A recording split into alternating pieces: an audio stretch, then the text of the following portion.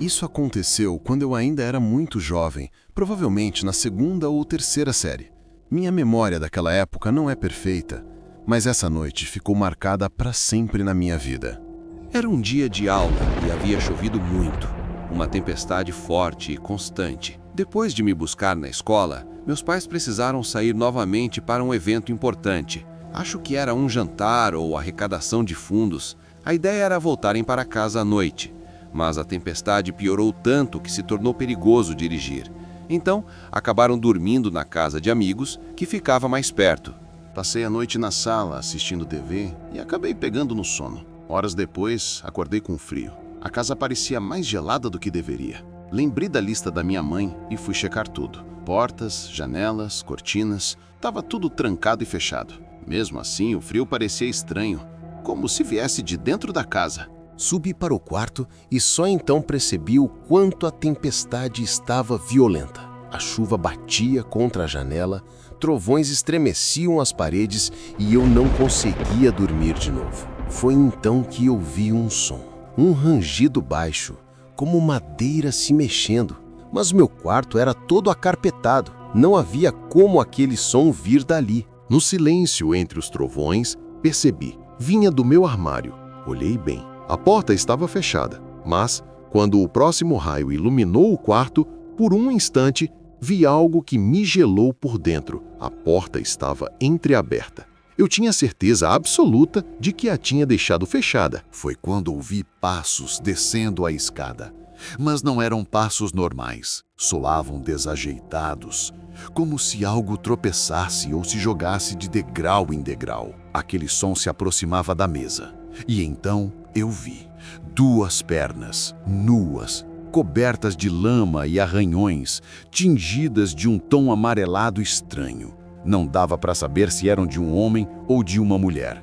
Os pés estavam sujos, pingando água pelo chão. Aquilo carregava algo na mão. Um objeto de metal que caiu com um estrondo no piso. Era uma chave inglesa. Meu coração quase parou. Eu sabia que se aquela coisa se abaixasse para pegar a ferramenta, iria me encontrar. Permaneci imóvel, sem respirar, enquanto observava. Por longos segundos, ela ficou parada, até que finalmente seguiu tropeçando pela casa. E pouco depois, ouvi a porta da frente abrir e fechar. Fiquei escondido muito tempo, sem coragem de me mover. No silêncio, só conseguia pensar que realmente tinha alguém dentro da minha casa, no meu quarto, e que eu poderia ter morrido naquela noite. Quando o dia amanheceu, subi de volta para o quarto. Meus pais nunca souberam de nada, porque eu tive medo de contar e ser culpado por não seguir todas as instruções direito. Guardei aquele segredo por anos, até ter coragem de revelar a eles. Mas a verdade é que, depois disso, eu nunca mais consegui dormir da mesma forma. Precisei de luzes acesas, desenvolvi medo do escuro e até hoje, quando lembro daquela noite, sinto o mesmo arrepio da criança que ficou escondida embaixo da mesa, esperando o pior. Moral da história: nunca esqueça de trancar suas portas. Meu nome é Anisha, tenho 29 anos e uma das únicas coisas que sempre me ajudou a clarear a mente foi acampar. Mas não tô falando de acampamentos cheios de gente, em parques nacionais ou campings organizados.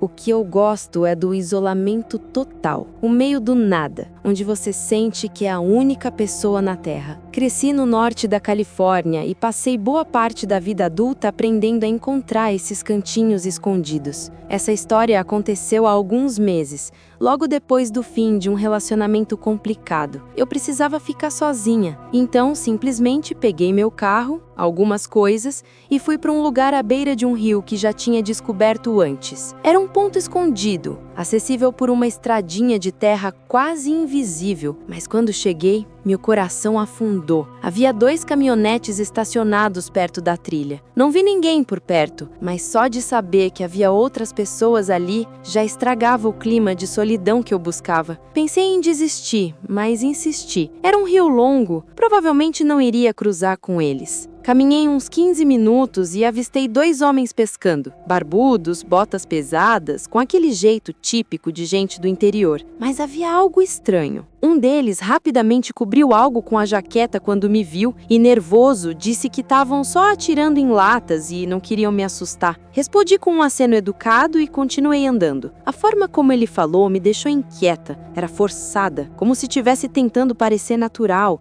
mas falhando miseravelmente. Ainda assim, tentei ignorar. Afinal, pessoas no meio rural podiam ser estranhas ao lidar com desconhecidos. Encontrei um ponto escondido entre árvores e montei meu acampamento. A chuva fina começou a cair, o que até ajudou a relaxar. Mas mais tarde, quando estava à beira do rio, percebi algo perturbador. Um dos homens me observava do outro lado da margem. Ele me viu, acenou e perguntou meu nome. Sem pensar, respondi. E foi aí que ele tirou algo do bolso. Parecia um celular, mas não era. Era uma câmera descartável. Ele simplesmente tirou uma foto minha e saiu andando como se nada tivesse acontecido. O desconforto virou a medo real. À noite, dentro da barraca, ouvi passos lentos, cuidadosos, circulando meu acampamento. O coração quase saiu da boca. Peguei minha arma, eu nunca vou para a floresta desarmada, e saí, iluminando com a lanterna. E lá estava ele, o mesmo homem, meio escondido atrás de uma árvore e segurando um machado, o rosto vazio, sem expressão.